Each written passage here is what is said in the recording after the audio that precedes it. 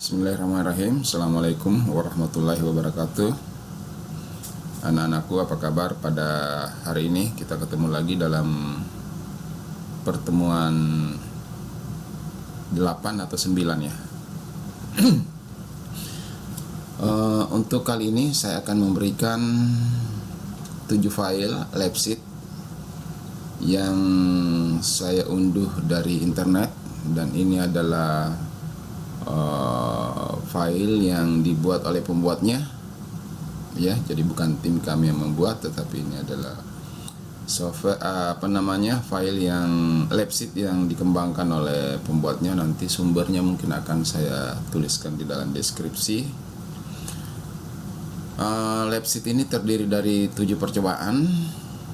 7 percobaan yang mana secara teoritisnya kita sudah bahas dari pertemuan pertama sampai pertemuan ke-8 yang lalu. Nah, untuk memasuki paruh kedua dari semester ganjil ini tahun 2020, anak-anakku sekalian akan didampingi oleh dosen mitra saya dengan mengerjakan lab sheet yang filenya akan saya berikan. Jadi di lab sheet pertama itu adalah pengenalan dari set 80 simulator AIDE Soundsoft. Nah, di mana tujuan dari lab 1 ini dapat mengoperasikan program simulator set 80 AIDE Soundsoft dengan baik. Yang kedua, dapat melihat dan mengecek isi memori pada lintas data untuk setiap program. Jadi pada lab 1 ini anandaku semua akan diberikan pengenalan ya, overview dari simulator AIDE Soft. Jadi simulator ini adalah aplikasi simulator mikroprosesor Z80 yang akan memudahkan nanti anak-anakku untuk mempelajari mikroprosesor Z80. Apa yang ada di dalam teoritis dalam pertemuan kita sebelumnya itu akan kita bisa implementasikan di dalam pertemuan ini. Simulator ini berbasis grafis yang terintegrasi dengan compiler basic dan assembler, serta dilengkapi fasilitas debugger ya, dan disassembler untuk mikroprosesor Z80. Aplikasi simulator ini mampu menunjukkan isi dari register internal ya, termasuk status flagnya, mnemonic yang dieksekusi dan yang telah dieksekusi. Kemudian kita bisa melihat nilai clocknya, kemudian instruction counter dan interface. Nah, tampilannya untuk simulator ini bisa kita jalankan. Kita mulai dari sini. Jadi nanti anak-anakku sekalian silakan mencari di internet simulator ID dari Awesome Software ya. Ini adalah versi evaluation. Kita jalankan dan tampilan utamanya seperti ini. Sini ada register A, B, C, D, E, H, L. Kemudian ada alternatif register yang diisi dengan A aksen sampai dengan L aksen. Kemudian main F register ya, itu SF, ZF dan seterusnya sampai CF. Kemudian alternatif flag register, CF aksen dan seterusnya. Kemudian ada register 16 bit, yaitu register IX, SP, IE dan PC. Kemudian ada special register, itu register I dan register R. Kemudian ada interrupt control, itu adalah yang ada di sini. Kemudian nanti di sini akan berisi patch dan nama file dari yang Anandaku buat. Kemudian untuk membuat atau menuliskan program, kita aktifkan assembler ya. Kita tempatkan di sebelah sini supaya bisa kita lihat secara prosesnya. Kemudian di sini kita juga bisa mengaktifkan memori untuk melihat status daripada memori sesuai dengan address yang ada. Ini ya diatur saja supaya kita bisa lihat secara bersamaan di satu layar.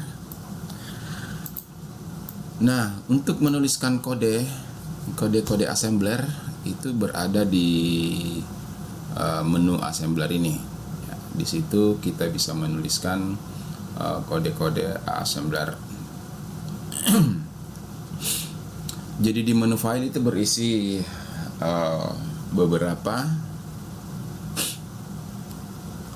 alhamdulillah. Ya, ada beberapa kotak di situ dan ada beberapa menu. Ada di sini clear memory untuk membersihkan isi memori. Isi memorinya itu sebesar 64 kilo. Kemudian ada load program, di sini memuat program ke CPU. Program file harus dalam format hex, yaitu atau binary image, jadi bisa format hex. Jadi nanti hasil dari sini itu kita simpan dalam bentuk hexa atau file binary image, yaitu OBJ.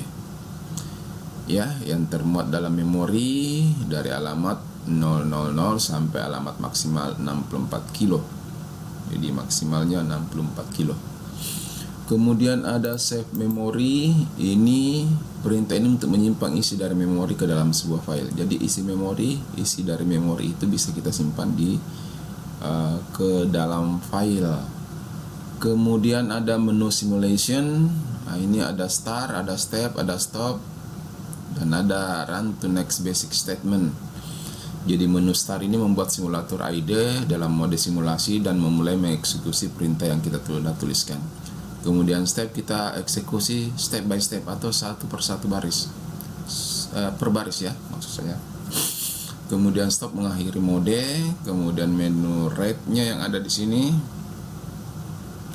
Nah, itu ada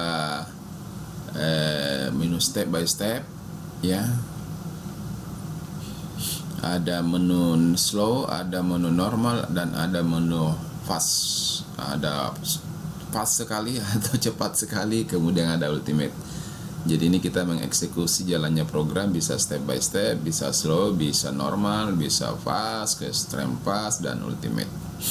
Kemudian di menu tools, di sini menu tools ada beberapa, ada banyak bagian. Ada memory detail untuk mengakses interface grafis ya. Jadi yang ada di dalam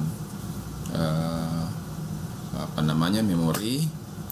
Kemudian ada di situ ada di disassembler ya. Disassembler digunakan untuk memunculkan perintah mnemonik ya.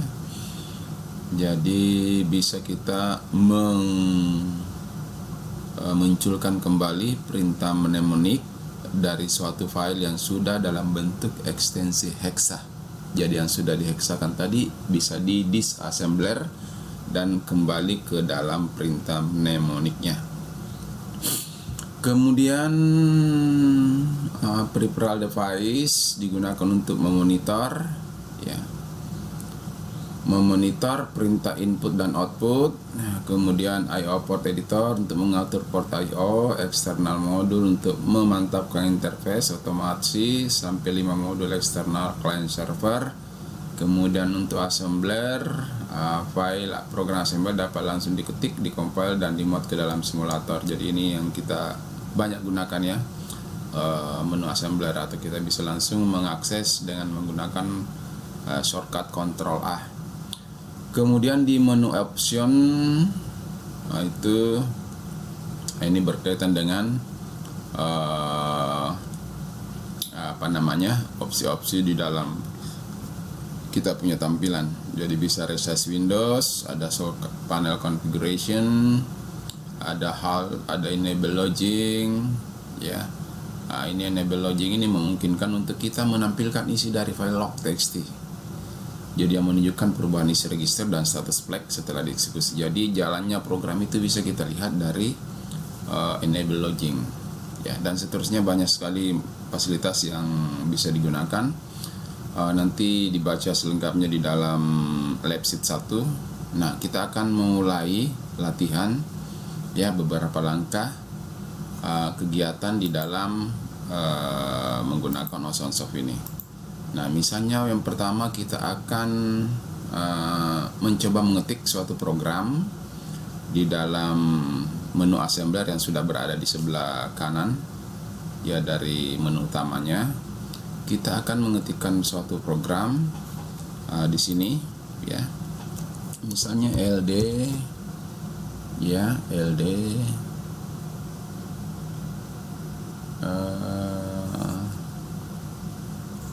ya kita coba saja dulu ya, LDA, 04H.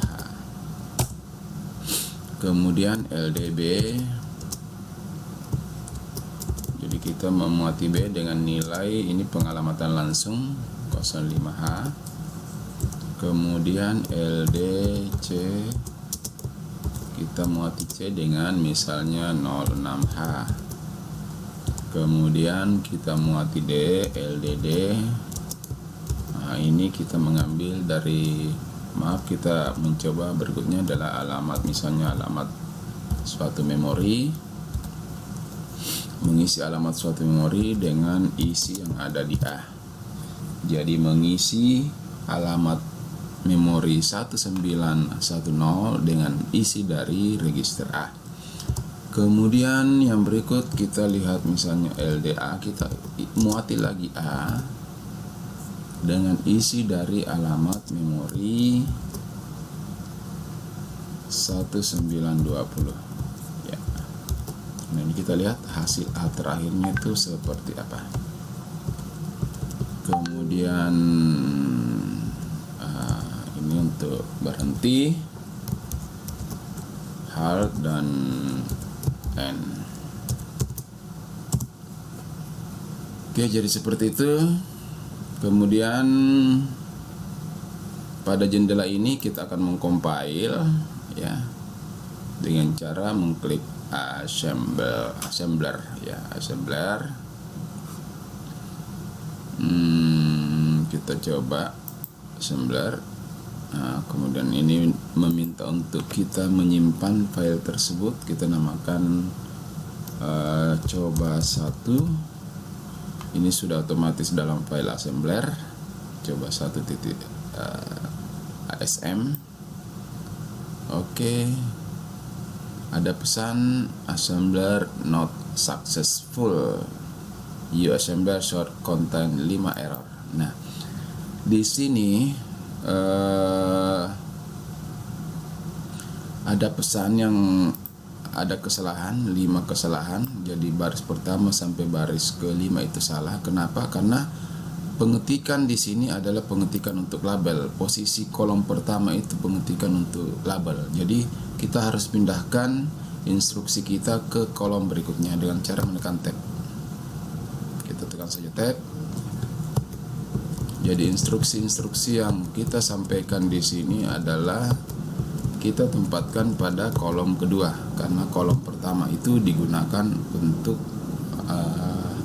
label. Baik, kita coba eksekusi kembali, dan di sini sudah tidak ada pesan error. Kemudian di bawah sudah ada tampilan seperti ini. Ini adalah instruction kodenya, kode dalam bahasa mesinnya, yang mana kita bisa lihat pada instruction set yang sudah saya sampaikan minggu lalu ya. Jadi instruction set itu saya sudah sampaikan minggu lalu bahwa kode untuk LDA, kode instruksi setnya untuk LDA ya, yang ini itu adalah 3E. Kode kemudian 04-nya 04 ini adalah yang ini sama. Jadi karena ini adalah nilai immediate, nilai langsung, ini sama dengan nilai-nilai yang ada di sini. Yang ini adalah kode LDB, yang ini adalah kode LDC, yang ini adalah kode LD alamat suatu memori. Ya. LD alamat suatu memori. Jadi LD alamat suatu memori dari A. Ini 3A, LDA dari alamat suatu memori ya, jadi bukan immediate. Jadi semua instruksi yang ada di dalam mikroprosesor Z80 ini memiliki kode instruksi. Untuk selengkapnya Anda bisa lihat di dalam saya tampilkan saya di sini bersamaan, berdampingan ya, berdampingan supaya kita bisa lebih jelas. berdampingan. Saya akan buka. Di sini ada libsheet, kemudian di sini ada mikroprosesor.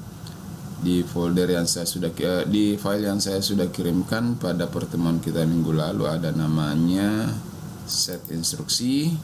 Nah, set instruksi ini ada kurang lebih 500 ya, seperti ini.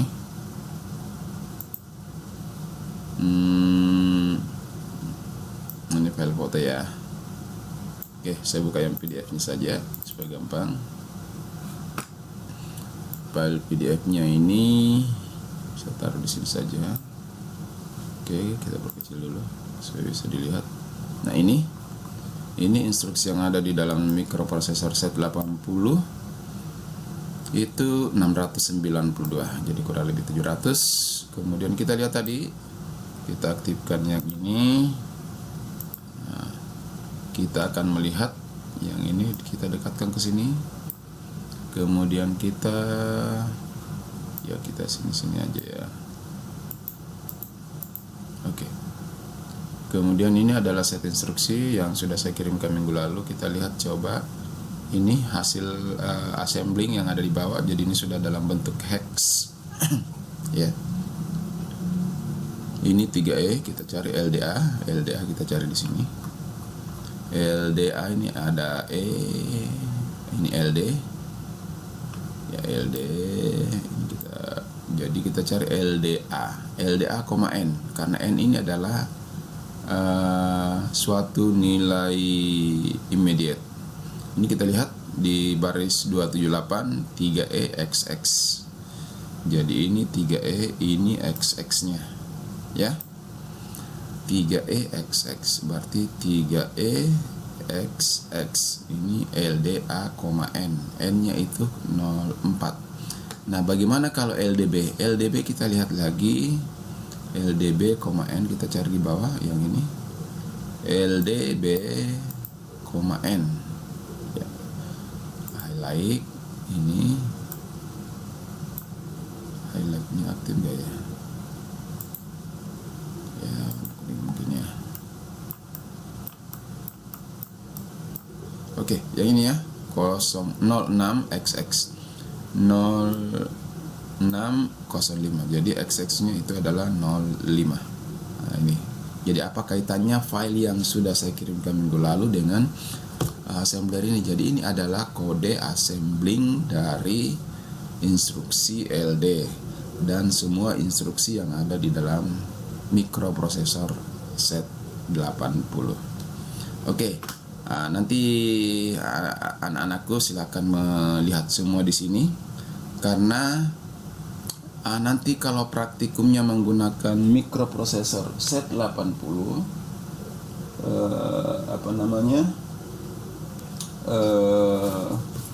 trainer dalam bentuk perangkat keras yang saya tunjukkan pada video yang lalu, pada video kita di pertemuan pertama.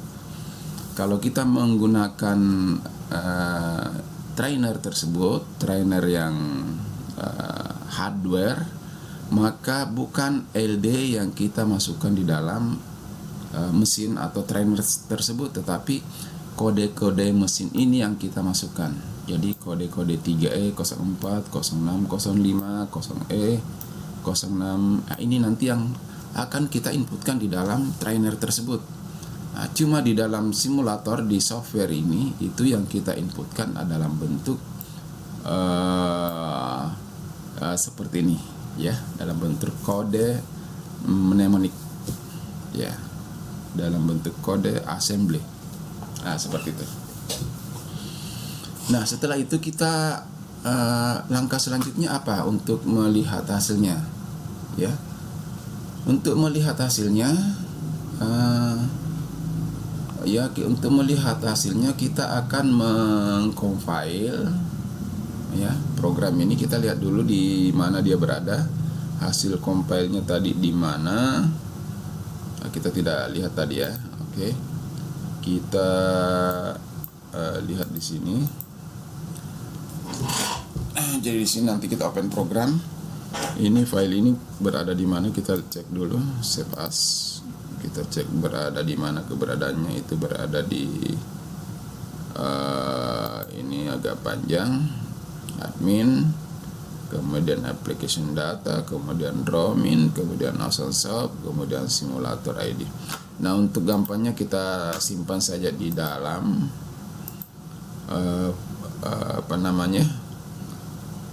kita simpan di tempat lain saja. Kita simpan di,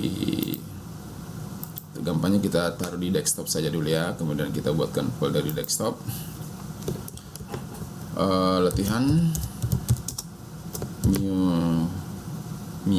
microprocessor MIUP. Oke, kita simpan di sini latih 1A. Mungkin nanti ada latih 1B dan seterusnya. Kita simpan file assemblernya. Kemudian kita assembling, ya, assembling hasilnya di sini. Kita coba cek di desktop.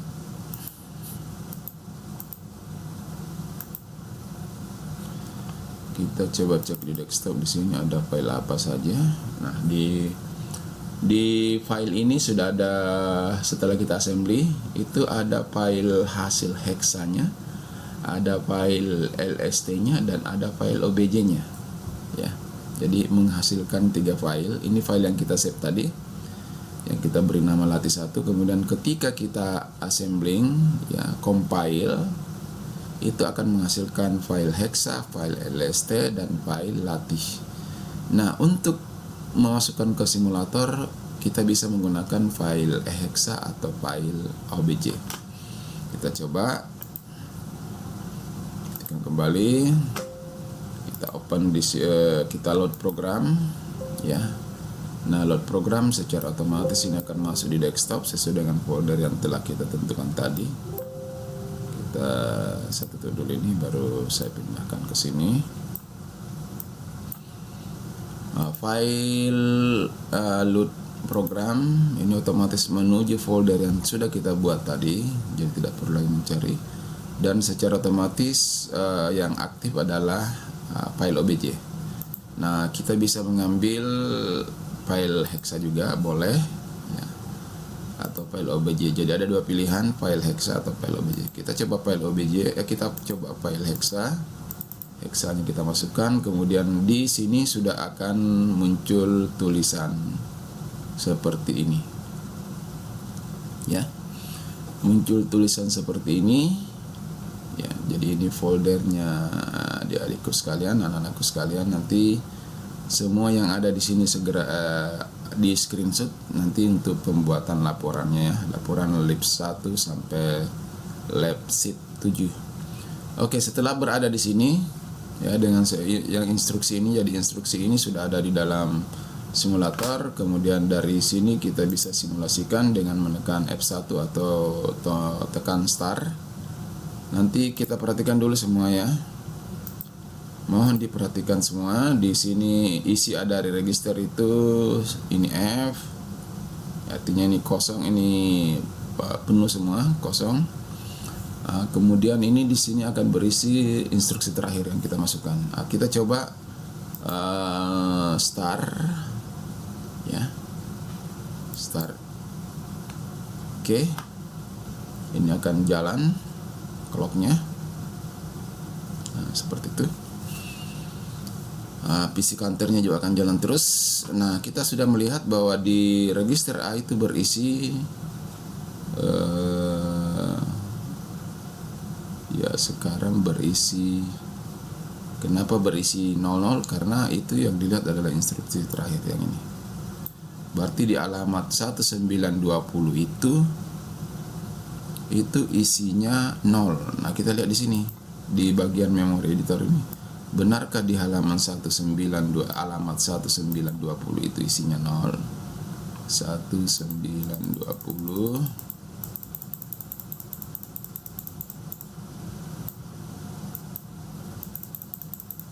Nah, ini 1920. 1920 berarti ini isinya 0, ya. Jadi mengapa isinya 0 di sini? Karena terakhir kita beri instruksi ini. Kemudian 1910 ini isinya apa, ya? Ini isi dari A. Kita lihat apakah benar di sana ada 04. Nah, ini benar. Ini ada 04 di sana. Kenapa 04? Karena isi dari A tadi yang sudah kita isi dengan 04 itu dimasukkan ke dalam alamat memori 1910. Jadi isinya di sini 04. Ya, seperti itu teman-teman, adik-adikku, anak-anakku, semua kita sudah bisa melihat bagaimana mensimulasikan. Kemudian kita bisa stop dan kita bisa clear memori, ya. Kemudian kita load lagi. Tadi kita menggunakan, sekarang coba menggunakan OBJ nya kita sudah masukkan. Kemudian rate-nya kita slow. Kita mau lihat slow perjalanan simulasinya. Kita start. Ini tadinya berisi 4, ya. Di sini di sebelah kanan juga ada kelihatan yang mana yang dieksekusi. Di mana perubahan A itu menjadi 0, ya berarti di sini.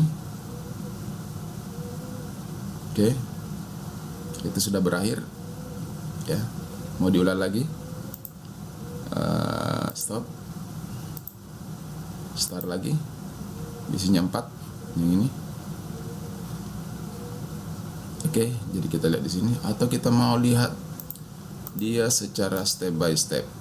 Oke, ini step by step berarti kita tekan start. Nah, jadi di posisi A sekarang mau dieksekusi. Kita tekan saja F2. Step. Ya. Jadi F2 itu dari sini step by step tadi, karena kita pilih pilihan di rate-nya itu step by step, maka kita menekan step di sini F2. Oke. Mengeksekusi perintah LDA, 4 di sini. Memori A-nya sudah, register A-nya sudah berisi 04. Kemudian eksekusi 05, kita lihat perubahannya di register B menjadi 05. Kemudian kita masukkan tadi supaya kita lihat perubahannya, kita lihat di sini alamat memori 1910. Oke, kita lihat di sini, kita cari dulu 1910-nya. Oke, 1910 ini tadi isinya 4 karena memang belum di clear memori, ya belum di clear. Jadi kita ini isinya nanti 04, tetap 04. Kita bisa edit di sini, kita isi 00 supaya akan kelihatan perubahannya. Jadi bisa saja kita edit yang ada di dalam memori. Ya, seperti itu. Kita ubah ini ya, 00-nya sekarang. Kita jalankan.